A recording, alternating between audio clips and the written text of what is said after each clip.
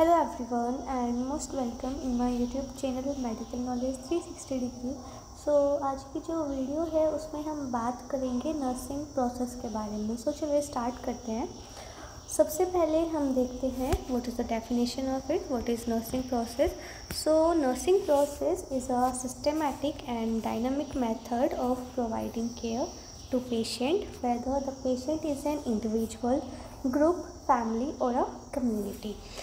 Basically अगर हम nursing process की बात करें तो नर्सिंग प्रोसेस जो है एक सिस्टमैटिक यानी कि स्टेप बाय स्टेप एक प्रोसेस है और एक डायनामिक मेथड है।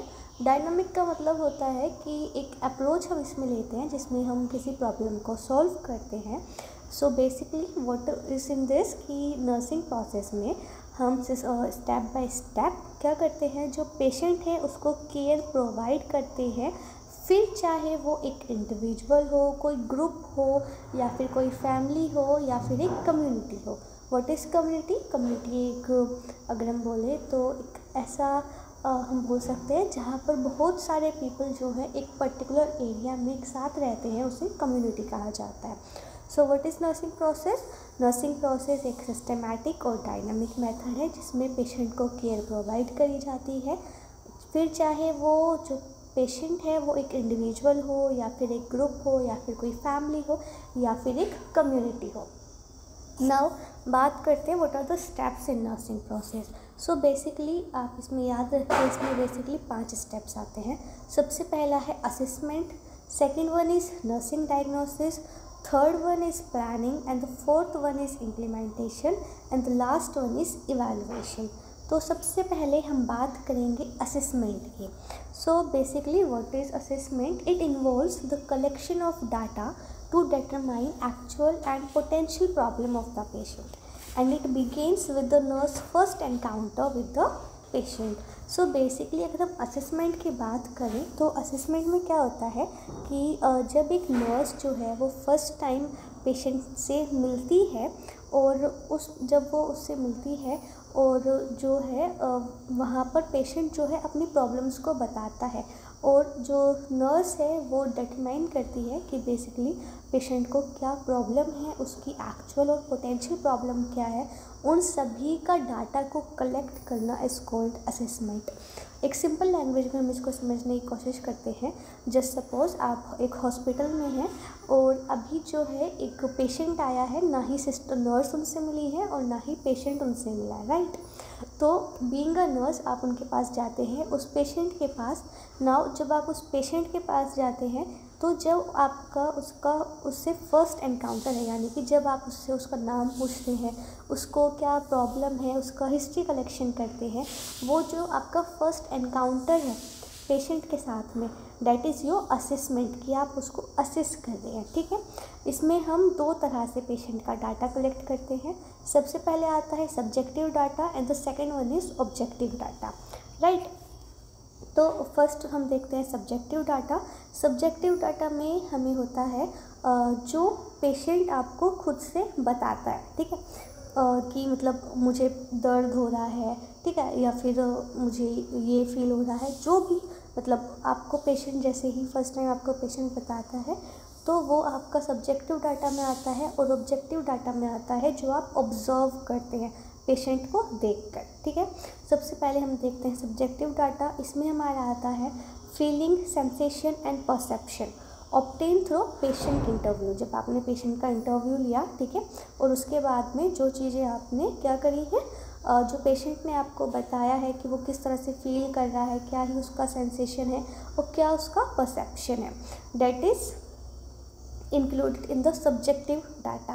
These are the patient given information about his or her own status।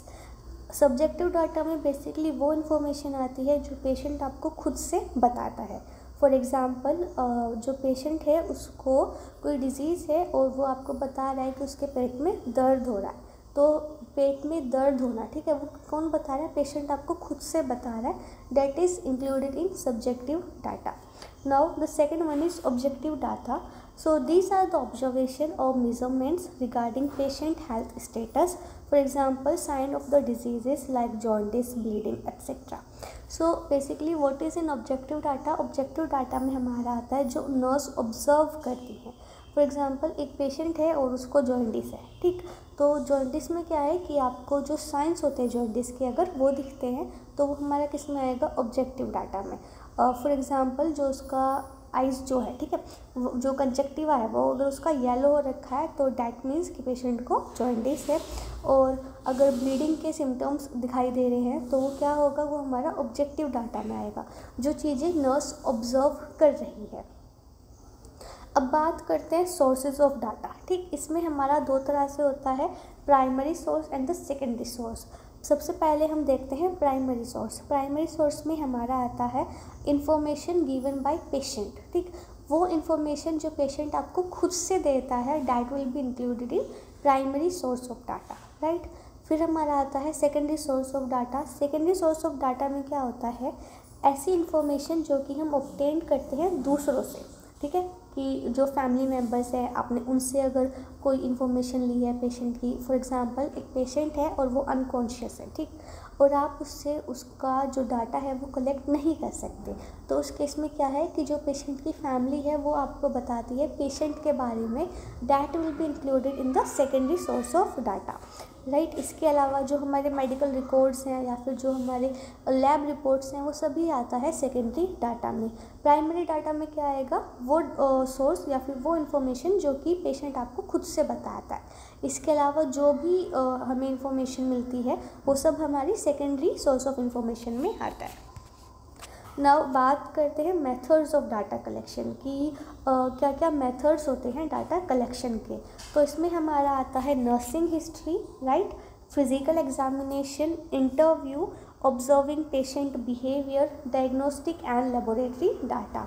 अब हम बात करते हैं नर्सिंग डायग्नोसिस की। So it is the statement of actual और potential problem of the patient.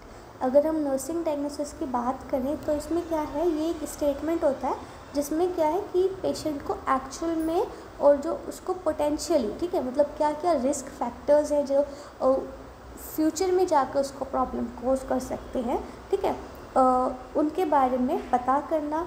And nursing diagnosis जो है वो रिटर्न होती है for the physical, emotional, social, developmental, intellectual and spiritual aspects of the patient. Now बात करते हैं 4 types of NANDA nursing diagnosis. So जो हमारा नंदा है उसने हमें 4 तरह से जो है टाइप्स बताए हैं नर्सिंग डायग्नोसिस के। What is Nanda? Nanda is north American nursing diagnosis association. तो इसने जो है हमें 4 टाइप बताए हैं नर्सिंग डायग्नोसिस के, जिसमें हमारा आता है actual diagnosis, potential diagnosis, health promotion diagnosis and syndrome diagnosis. सबसे पहले बात करते हैं एक्चुअल डायग्नोसिस की। So what is actual diagnosis? Actual diagnosis हमारी होती है प्रॉब्लम फोकस्ड डायग्नोसिस।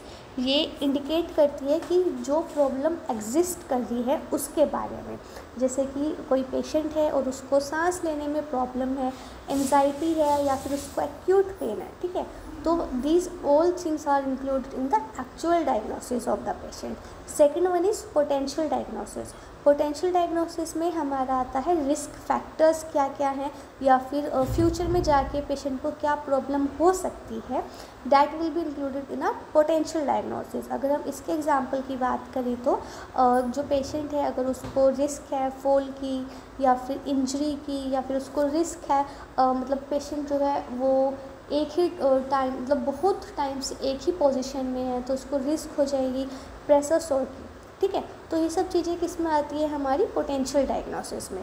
थर्ड है हमारा हेल्थ प्रमोशन डायग्नोसिस, जिसमें क्या होता है कि हम इसको बोल सकते हैं wellness diagnosis also.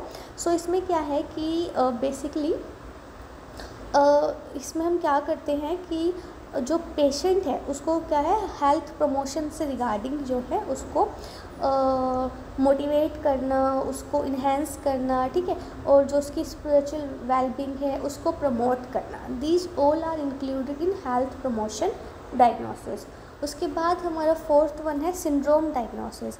Syndrome diagnosis is clinical judgement concerning with a cluster of problem और risk nursing diagnosis that are predicted to present because of certain situation or event, for example chronic pain syndrome, post trauma syndrome, etc.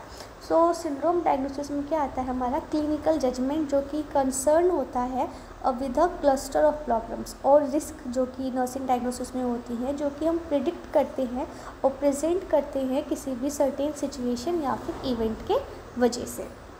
Now बात करते हैं हमारा third, that one is planning. अगर हम steps की बात करें, ठीक है, हमारे 5 स्टेप्स थे। सबसे पहले assessment, second one is nursing diagnosis, third one is planning, fourth one is implementation and the fifth one is evaluation. अभी हम अपने थर्ड स्टेप पे आए हैं जो है प्लानिंग। प्लानिंग में क्या करते हैं, जो हमारी नर्सिंग डायग्नोसिस होती है उनको हम प्रायोरिटाइज करते हैं, ठीक है। प्रायोरिटाइज मतलब एक हम प्रायोरिटी देते हैं कि कौन सी जो नर्सिंग डायग्नोसिस है वो फर्स्ट होनी चाहिए, फिर सेकंड, फिर थर्ड और फिर फोर्थ, ठीक है, ताकि जो पेशेंट के गोल हैं वो हम पता कर सकें और जो हमारी नर्सिंग इंटरवेंशन है, ठीक है, और जो हमारी एक्सपेक्टेड आउटकम है वो हम लेकर आ सकें, ठीक। आउटकम्स जो हैं वो हमारी डिफाइंड होती है, एक हमारा निमोनिक है दैट इज़ स्मार्ट। स्मार्ट आपको याद रखना, स्मार्ट का मतलब होता है specific, measurable, attainable, realistic and time bound. यानी कि आपकी जो प्लानिंग है वो एक स्पेसिफिक होनी चाहिए, मेजरेबल होनी चाहिए, अटेनेबल होनी चाहिए, मतलब आप उसे अटेंड कर सकें, रियलिस्टिक होनी चाहिए, मतलब ये नहीं कि आप कुछ भी मनगढ़ंत चीज़ें कर रहे हैं, दैट इज़ रियलिस्टिक, मतलब जो भी आप प्लानिंग कर रहे हैं पेशेंट को लेके वो रियल होनी चाहिए। And time bound, time bound का मतलब है कि अगर आप कोई प्लानिंग पेशेंट के लिए कर रहे हैं तो उसका एक टाइम होना चाहिए, एक सर्टेन लिमिट होनी चाहिए कि हमारे पास इतना टाइम है और इसी टाइम के अंदर आपको जो है, जो आपकी आउटकम है वो आपको लेकर आनी है, ठीक। ये नहीं कि आपकी प्लानिंग चल रही है एक लॉन्ग टाइम की, 1 ईयर 2 ईयर या फिर 1 month, no, it will not be like that. मतलब अगर आप पेशेंट को कोई इंटरवेंशन दे रहे हैं, ठीक है, या फिर आपने कुछ प्लान किया है तो वो एक टाइम के अंदर कंप्लीट हो जाना चाहिए। इसमें हमारे गोल्स होते हैं, जैसे हमें कुछ प्रिवेंट करना है, जो भी रिस्क है इंजरी वो हमें प्रिवेंट करनी है, रिहैबिलिटेशन करना है पेशेंट को, और जो भी नीड्स हैं पेशेंट की वो फुलफ़िल करनी है, ठीक। इसके साथ साथ जब भी हम प्लान करते हैं गोल को पेशेंट के, तो हमारी कुछ आउटकम्स होती हैं जो कि हमारी है, जैसे पेशेंट ओरिएंटेड होना चाहिए, ठीक है, सिंगुलर गोल या फिर आउटकम होना चाहिए। सिंगुलर गोल का मतलब है कि एक टाइम पर एक ही गोल होना चाहिए, मल्टीपल डायरेक्शन में आपका माइंड डाइवर्ट नहीं होना चाहिए, ऑब्जर्वेबल होना चाहिए कि अगर आप कोई पेशेंट को, ठीक है, अगर आप कुछ प्लान करते हैं तो वो क्या है, वो आप ऑब्ज़र्व कर सकें, अगर आपने कोई इंटरवेंशन उसको दी है, ठीक, उसे मेज़र आप कर सकें, एक टाइम लिमिट होना चाहिए, म्यूचुअल फैक्टर्स होने चाहिए एंड रियलिस्टिक। ऑब्वियस सी बात है कि जो भी आप प्लानिंग कर रहे हैं पेशेंट के लिए वो रियलिस्टिक होनी चाहिए। इसके बाद हमारा आता है fourth one, that will be implementation. Implementation में क्या होता है कि जो नर्सिंग केयर प्लान हमने बनाया है उसका एग्जीक्यूशन करना, ठीक है, कि उसको इम्प्लीमेंट करना। जो भी आपने प्लानिंग करी है, आपने सबसे पहले पेशेंट को असेस करा, उसकी नर्सिंग डायग्नोसिस बनाई, उसको प्लानिंग करी, and now is the fourth step that is implementation.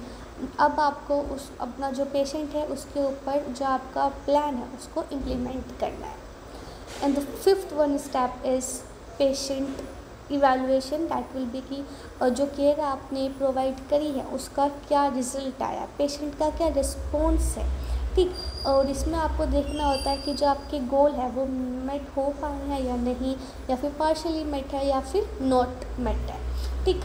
अभी बेसिकली हमने देखा कि नर्सिंग प्रोसेस एक बेसिकली क्या होती है, तो ये बहुत ही हमने ब्रीफ तरीके से देखा है, ठीक है। तो अभी हम फिर से अपने स्टेप्स के ऊपर वापस आते हैं। यहाँ से आपको एक चीज़ समझ में आई होगी कि नर्सिंग प्रोसेस बेसिकली क्या है और उसके अंदर क्या क्या स्टेप्स आते हैं। लेकिन सबसे ज़्यादा ज़रूरी चीज़ है कि जो ये स्टेप्स हैं इन्हें आप किस तरह से फॉलो करते हैं। देखिए, सबसे पहले हमारा आता है असेसमेंट। असेसमेंट इज़ व्हाट, तो जब आप पेशेंट हम एक सिनेरियो क्रिएट करते हैं अपने माइंड में, ठीक है। आप एक हॉस्पिटल में हैं, एक हॉस्पिटल के अंदर, ठीक है, एक पेशेंट है जो अभी एडमिट हुआ है, जस्ट एडमिट हुआ है, and you are a nurse over there, और अभी आपका क्या है, फर्स्ट एनकाउंटर, यानी कि आप फर्स्ट टाइम जो पेशेंट है उससे मिलने के लिए जा रहे हैं। तो जब आप फर्स्ट टाइम उसके पास जाते हैं तो आप सबसे पहले क्या करेंगे, पेशेंट का नाम पूछेंगे, उसकी एज पूछेंगे, उसका एड्रेस पूछेंगे, वो कहाँ से आया है, ठीक है। उसके बाद आप क्या करेंगे, उससे पूछेंगे उसको क्या प्रॉब्लम है, ठीक, जहाँ पे पेशेंट आपको रिस्पॉन्स करेगा। तो जो आपका फर्स्ट एनकाउंटर है, ठीक है, पेशेंट के साथ में, वो आपका असेसमेंट होगा, ठीक। उसमें पेशेंट आपको 2 तरह से चीज़ें बताएगा। सबसे पहला होगा सब्जेक्टिव डाटा और हमारा एक होगा objective data, right. Subjective data में क्या होगा, वो चीज़ें जो पेशेंट आपको बताएगा कि मतलब मुझे पेन हो रहा है, पेट में दर्द है, या फिर हाथ में दर्द है, या फिर घुटनों में दर्द है, कुछ भी। और सेकंड हमारा आता है ऑब्जेक्टिव डाटा, जिसमें हम ऑब्ज़र्व करते हैं पेशेंट को। इसमें हमारी चीज़ें आ जाती हैं, जैसे कोई पेशेंट है, उसको ब्लीडिंग हो रही है, ठीक है, तो ब्लीडिंग क्या है, एपिस्टैक्सिस, ठीक है। तो उसमें क्या है कि हमें दिख रहा है कि भाई नोज़ ब्लीड हो रही है, ठीक। तो उसमें आपको कुछ वो नहीं है, ये क्या है, ये हमारा ऑब्जेक्टिव डाटा में आता है, जो चीज़ें हम ऑब्ज़र्व करते हैं। उसके बाद हमारा सेकंड स्टेप आता है नर्सिंग डायग्नोसिस। तो नर्सिंग डायग्नोसिस हमें किस तरह से बनाना, तो देखिए, हम एक केस लेते हैं, ठीक है, जो कोई पेशेंट है और उसको क्या हुआ है कि वो हॉस्पिटल में काफ़ी टाइम से एडमिट है, और उसको क्या है, कफिंग हो रही है बहुत ज़्यादा नाइट में, जिसके वजह से वो क्या है, वो ठीक से सो नहीं पा रहा, ठीक। पेशेंट है, पेशेंट ने क्या है, आपसे कंप्लेन करी है कि उसको रात में बहुत ज़्यादा कफ हो रहा है, जिसके वजह से उसकी नींद जो है वो प्रॉपर नहीं हो रही है, या फिर वो ठीक से सो नहीं पा रहा। तो अब हमें यहाँ पे क्या है, एक नर्सिंग डायग्नोसिस क्रिएट करनी है। तो आप कैसे करेंगे, हम इसमें लिखेंगे कि जो पेशेंट है उसकी क्या है, एक्टिविटी इंटॉलरेंस है, राइट। किसके रिलेटेड है, due to the exhaustion associated with interruption, ठीक। किस चीज़ का इंटरप्शन है, स्लीप पैटर्न का, किसके वजह से हो रहा है, डिस्कम्फर्ट और एक्सेसिव कफिंग के वजह से, ठीक। राइट, यहाँ पे हम लिखते हैं, ठीक है, देयर इज एक्टिविटी इंटॉलरेंस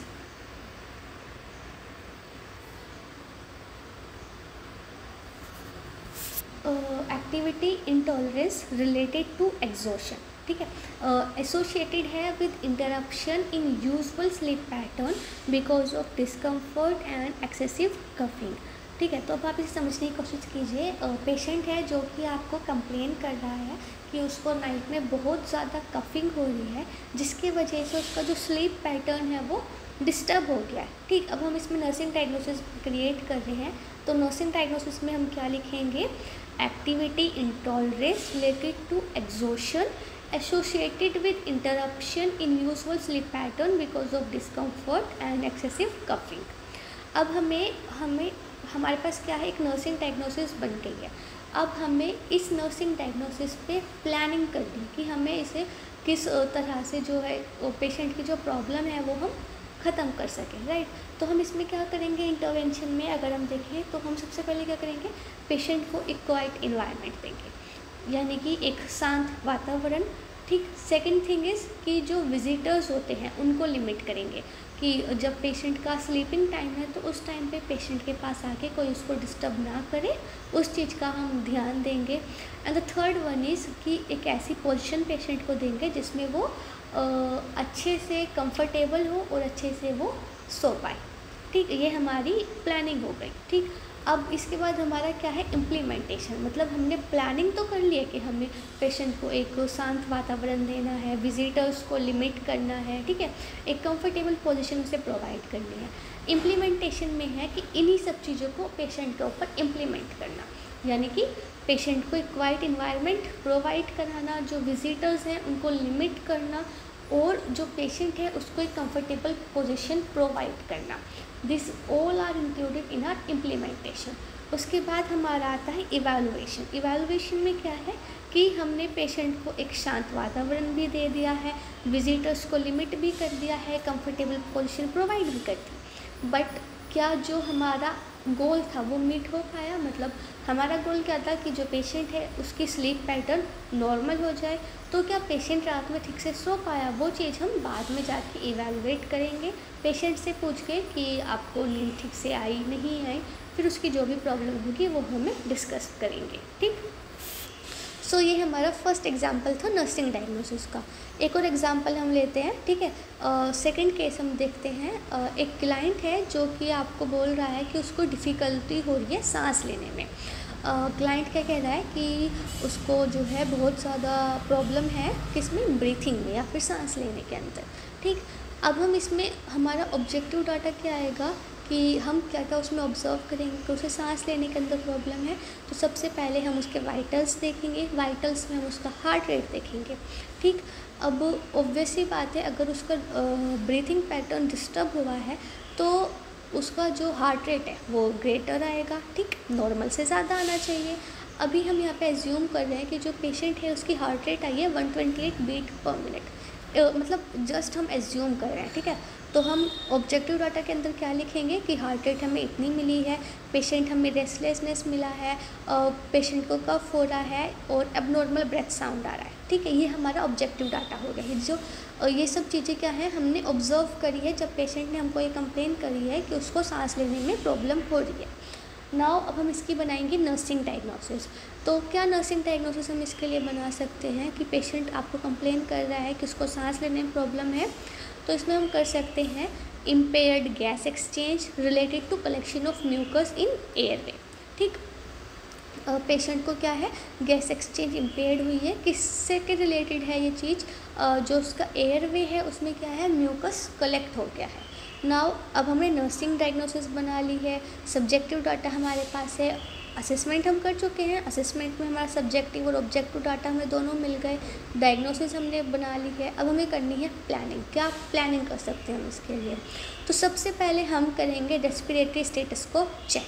ठीक, उसमें हम देखेंगे क्या क्वालिटी है, क्या रेट है, क्या रिदम है और क्या डेप्थ है रेस्पिरेशन की। ठीक, उसके बाद हम देखेंगे कि जो पेशेंट है उसको कौन सी पोजीशन में जो है इजीली ब्रीथिंग हो पा रही है। तो अगर कोई भी पेशेंट है उसको जो है डिफ़िकल्टी है इन ब्रीथिंग, तो हम उसे कौन सी पोजीशन देखते हैं, सेमी फॉलोअर्स पोजीशन, राइट। तो हम जो पेशेंट है उसकी पोजीशन को चेंज करेंगे, हेड को एलिवेट करेंगे और इनकरेज करेंगे कि वो अपनी जो पोजीशन है उनको बार बार चेंज करे और उसको बोलेंगे कि वो डीप ब्रीथिंग करे और इफ़ेक्टिव कफिंग करे।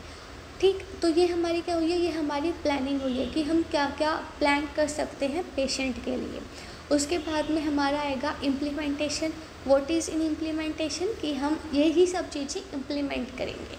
इम्प्लीमेंट में क्या करेंगे कि अभी हमने प्लानिंग करी थी कि हम रेस्पिरेटरी स्टेटस चेक करेंगे, तो इम्प्लीमेंटेशन में क्या करेंगे, जो रेस्पिरेटरी स्टेटस है पेशेंट का वो देखेंगे कि क्या रेट है, क्या रिदम है, ठीक है, क्या उसकी डेप्थ है।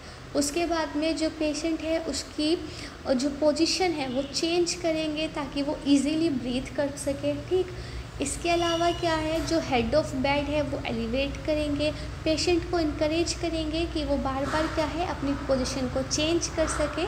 और उसके बाद में क्या है, हमारे जो लास्ट इम्प्लीमेंटेशन था डैट विल बी कि हम उसको डीप ब्रीथिंग और इफ़ेक्टिव कफिंग के बारे में समझाएंगे। ये हमारा इम्प्लीमेंटेशन हो गया। उसके बाद में हमारा लास्ट स्टेप आता है डैट विल बी इवैल्यूएशन।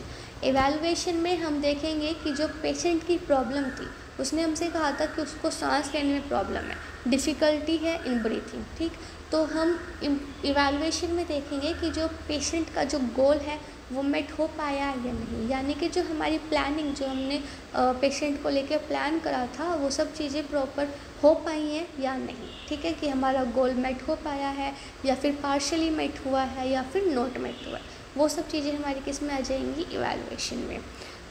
ठीक, सो आज की वीडियो में बस इतना ही। होप ये वीडियो आपको समझ में आई होगी। इन केस अगर आपको कुछ भी डाउट होता है तो please let me know in the comment section and thank you for today.